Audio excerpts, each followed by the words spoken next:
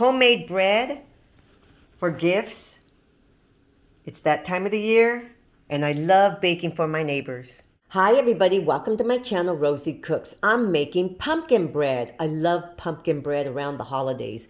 This recipe has a few less ingredients than other recipes. Right here I have pumpkin puree. Here's some eggs,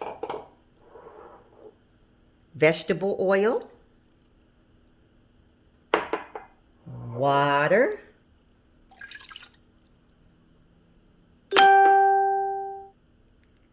some vanilla, and sugar. Now I'm going to mix this together. Right here I have a separate bowl. I'm adding some flour, salt, baking soda, and this is pumpkin pie spice. I thought that was different. Now I'm going to mix all this together. Here we go. Now I'm going to add my dry ingredients to my wet ingredients. Now I'm going to mix this together.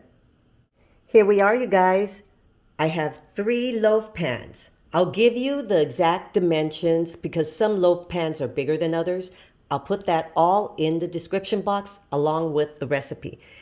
I filled them up a little over halfway. You got to give them some room to grow.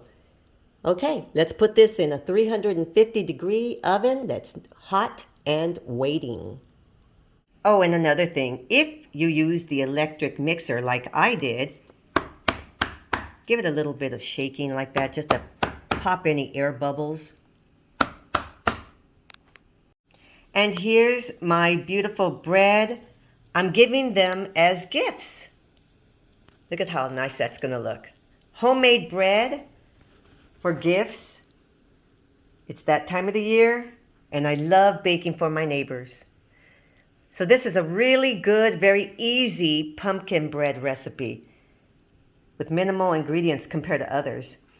Thank you so much for watching. Please subscribe, and I will see you next time.